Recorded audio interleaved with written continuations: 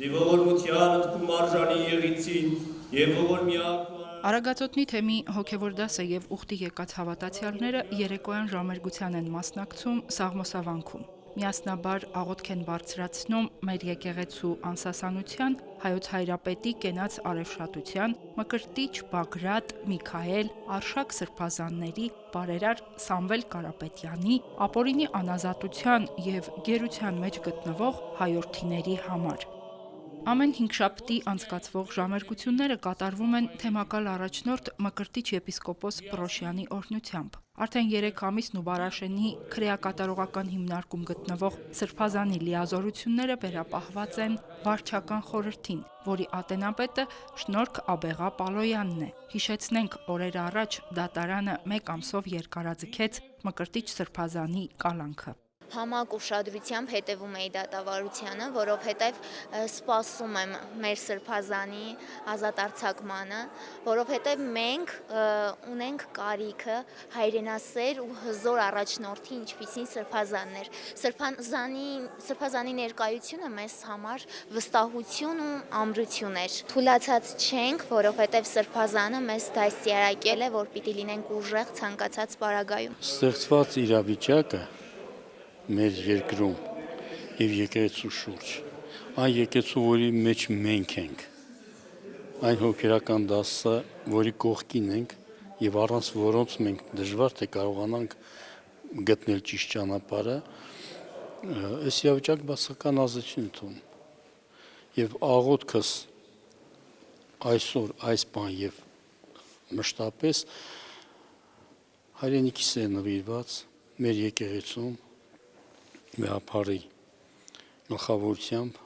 արշատություն իրեն թող գավազանը միշտ սաղկի եւ մեր հոգեվոր դասի համար, որ կարողանան անսասան մնալ եւ հաղթահարել այն բոլոր դժվարությունները, այն բոլոր խոչընդոտները, որ ծագում է իրենց առջև։ Թող սա իրենց շարունակաբար կոփի եւ ոսկու նման զուլված դուրս գան այս կրակի միջից եւ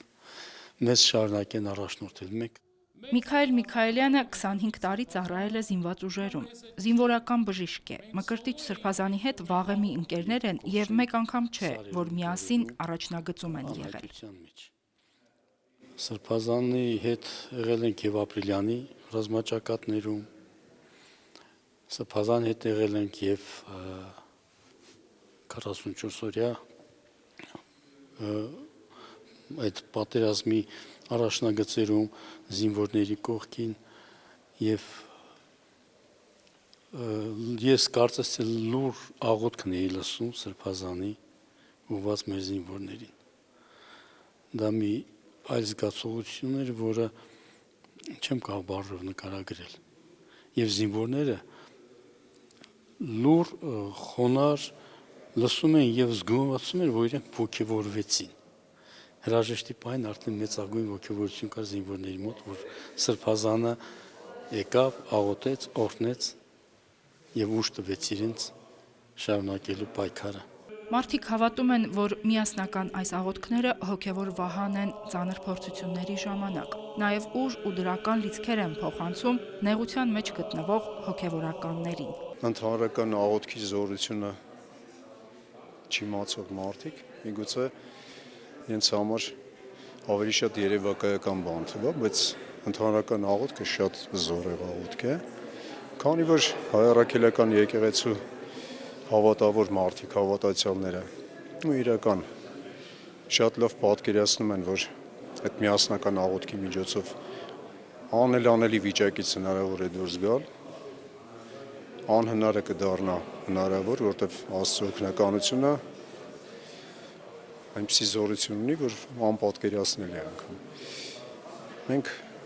վստահ ենք, որ նման աղոթները մեծ իներցիա կտան, այսինքն մեզ մի քանի քայլ առաջ կտանեն, ու Աստծո օգնականությամբ այս վիճակից դուրս կգանք։ Փորձությունները շատ բնական են։ Քրիստոնյա մարդը շատ լավ հասկանում է, որ առանց փորձության կյանք չկա, ու փորձությունը զորացնում է։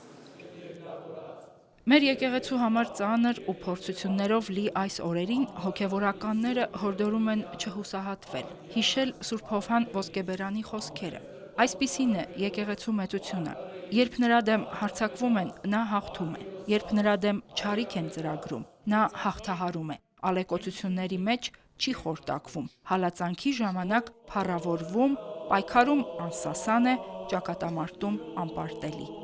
Մարդու կյանքը լցված է լիոլի փորձություններով, մասնավորաբար հոգևոր դասի։ Սակայն գալիս է ավետարանը հաստատելու եւ եւս մեկ անգամ կոչ անելու մեր Տեր Հիսուս Քրիստոսի այն կենթանի եւ կենթանարար խոսքով, որ այն հովիվը, ով իր հոտի մեջ է եւ ով իր հոտը սիրում է, հոտը երբեք չի փախչի իրենից եւ հոտը երբեք չի ցվրվի։ Արագածոտնի թեմը իր ողջ քահանայոց դասով եւ իր հավատացյալներով հովի հետ են։ Անուշ Արաքելյան, Արթուր Մանուչարյան, Եկեղեցական կյանք։